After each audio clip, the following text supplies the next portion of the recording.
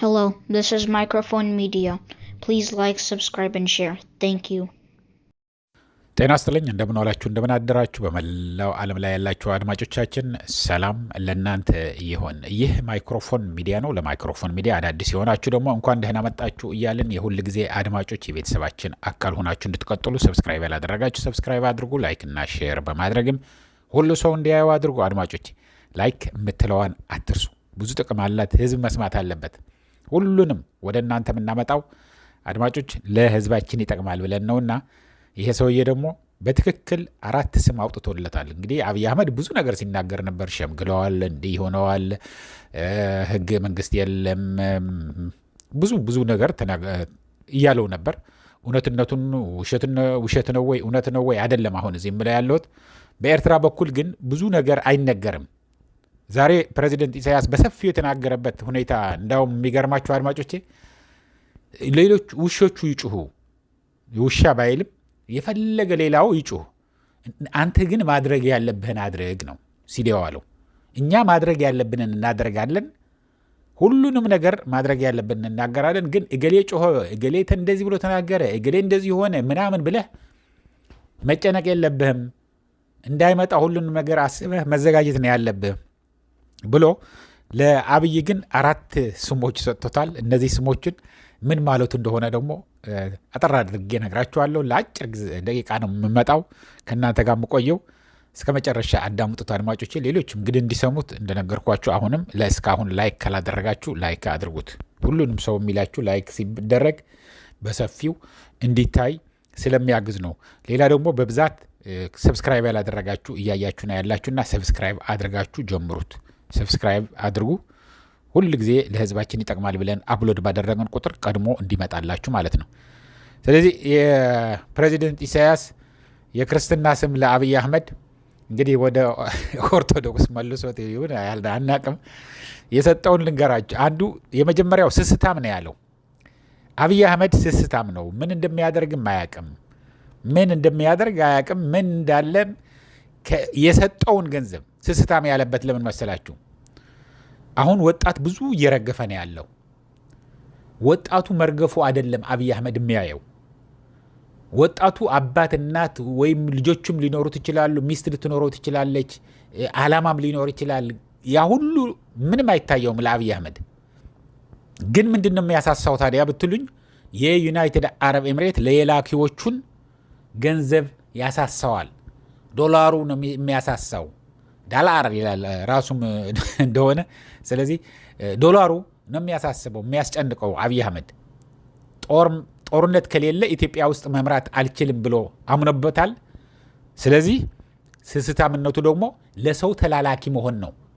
ለአሜሪካ ልሞትላት ዝግጁ ነኝ፣ አሜሪካ እኮ የአሜሪካ ወታደር እኮ መሞት የለበትም፣ እኛ እኮ ምን ጀግኖች ተዋጊዎች ነን፣ እናንተ ማድረግ ያለባችሁ እኛን ማስታጠቅ ነው እንጂ ምንም ነገር አያስፈልግም የሚል ሰው ነው። ስለዚህ አብይ አህመድ ስስታም ነው።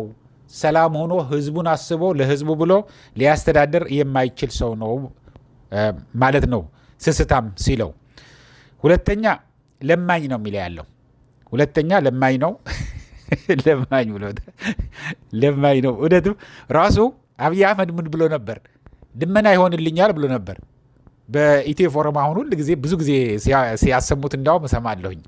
መለመን ይሆንልኛል፣ እኔ ይሳካልኛል ብለዋል።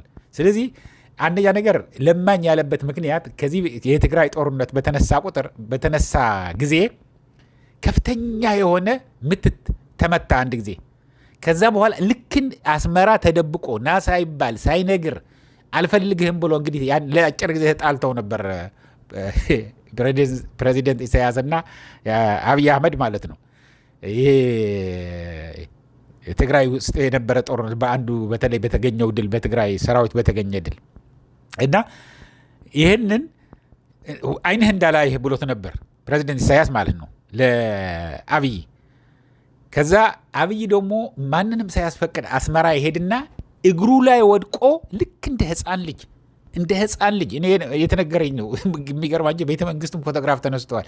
የተነገረኝ ከውስጥ አዋቂ ነው የተነገረኝ። ልክ እንደ ህፃን ሂዶ እየየ ብሎ በቃ የፈለገ ነገር አድርጋለሁ፣ ክፈል ያልከኝን እከፍላለሁ፣ አድርግ ያልከኝን አደርጋለሁ፣ አንተ ብቻ ከዚህ ጉድ አውጣኝ በቃ ሊገቡ ነው ደብረ ብርሃን ደርሰዋል ብሎ እግሩ ላይ ወድቆ ለመነው። ከዛ በኋላ እንዴት ያርጎ እንደዚህ እየለመነ ታዲያ ዝም ልበል ብሎ ያው ገብተውበት ብዙ ሰው ደግሞ ከዛ በኋላ ብዙ ረገፈ። ስለዚህ ለማኝ ብሎታል። ለማኝ ደግሞ ለሱ ብቻ አይደለም ለሁሉም ቦታ ሄዶ ነው ለሁሉም ማለት ለኢሳያስ ብቻ አይደለም የለመነው ለሁሉ ያገኘው ነው የሚለምነው። አብይ አህመድ የውጭ መሪ ከሆነ ሂዶ እግሩ ላይ ወድቆ ጃኬትህን እያስተካከለ ማሳጅ እየሰጠ እግርህን እጅህን እያለ በቃ የሚደረግና የማይደረግ አንድ 130 140 ሚሊዮን ህዝብ ጠቅላይ ሚኒስትር ሊያደርገው የማይገባ እያደረገ ነው የሚለምነው የሚለማመጠው። ልክ እንደ ህፃን ነው የሚያደርገው ቁጭ ብድግ እያለ በቃ በጣም እናንተ የምታውቁት ነው። የእሱ መደገም አያስፈልግም። ስለዚህ ለማኝ ብሎታል። መጀመሪያ ምንድን ነው ብያቸዋለሁ? ስስታም ብሎታል። ከዛ በኋላ ለማኝ ብሎታል። ቀጥሎ ደግሞ ምን አለው መሰላችሁ? ሰነፍ ነው ያለው። ሰነፍ ነው በቃ ደህና ነገር የሚጠቅም ነገር ለሀገርም ለህዝብም የሚጠቅም ነገር አንዲት ነገር ሊያደርግ የማይሆን በጎ ነገር የማይታየው አነስተኛ አስተሳሰብ ያለው ሰነፍ ሰው ነው። ሰነፍ ሰው በቃ ያለበትን የያዘውን ሀብት የኢትዮጵያ ሀብት ደግሞ ከሁሉ በላይ ወጣቱ ነው፣ ህዝቡ ነው፣ የተማረ ወጣት ነው ደግሞ ያገኘው። እሱን መጠቀም ሲችል ትምህርት ቤት እየዘጋ ሁሉ ነገር እያደረገ ምንድነው የሚያደርገው? ወደ ጦርነት እየፈለፈለ ነው የሚያድረው። በሁሉ አንግል ሊጣላ ይፈልጋል። አንድ ጊዜ ሶማሊያ ጋር ይጣላል፣ አንድ ጊዜ ከኤርትራ ጋር ይጣላል፣ አንድ ጊዜ ከሱዳን ጋር ይጣላል፣ አንድ ጊዜ ከጅቡቲ ጋር ይጣላል። እንደገና ለምኖ ይታረቃል፣ የሚባልና የማይባል ይናገራል። ስለዚህ ሰነፍ ነው ብሎታል። የመጨረሻ ፈሪ ነው ብሎታል። ፈሪ የመጨረሻ እንደ አብይ አህመድ ፈሪ ሰው አይቻላቅም ብሏል ፕሬዚደንት ኢሳያስ አፈወርቂ። ፈሪ የመጨረሻ ፈሪ፣ ጥይት ሲተኮስ ጉድጓድ ውስጥ ሊገባ የሚል አንዲት ነገር እንኳን ማየት የማይፈልግ ጸጉሩ ተኳኩሎ ፊቱንም እንደ ሴት ሜካፕ ጋር አድርጎ ሁሉንም ነገር ሸፋፍኖ ወጥቶ ፎቶግራፍ መነሳት ነው የሚፈልገው እንጂ አንዲት ነገር ለማድረግ ያለው ፍርሃት ያለው ጭንቅ ታይቶ ተሰምቶ አይታወቅም። ምን ያህል የህዝብ ብዛት እንዳለው ምን ያህል ሊሰዋለት የሚዘጋጅ ወደደም ጠላም ማሰብ ነው እንጂ እሱንም ይበቃኛል አይልም። ለምን? ፈሪ ስለሆነ። አብይ አህመድ ስስታም ነው፣ ፈሪ ነው፣ ለማኝ ነው፣ ሰነፍ ነው።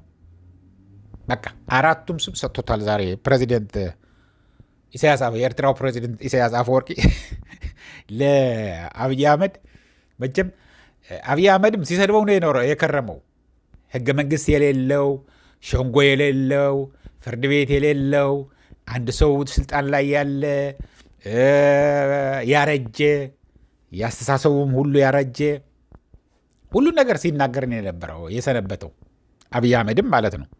ግን የትኛው ነው የሚሻለው? እስቲ ለአብይ የትኛው ነው ትመርጡለት? አድማጮቼ እኔ አሁን የምጠይቃችሁ አብይ አህመድ ሁሉንም ይገባዋል ይሄንን ስም ወይ ደግሞ ቁጥር ስትስጡት ቁጥር 1 ይሄ ነው። ሰነፍ ነው የምትሉም ሰነፍ ነው በሉ፣ ለማኝ ነው ምረጡ። ይሄ ምርጫ እናርገውና ከዛ በኋላ ማን እንዳሸነፈ ያወጣችሁ እናንተ ብዙዎቻችሁ የመረጣችሁት ደግሞ እናደርገዋለን፣ ስሙ እናደርገዋለን ማለት ነው።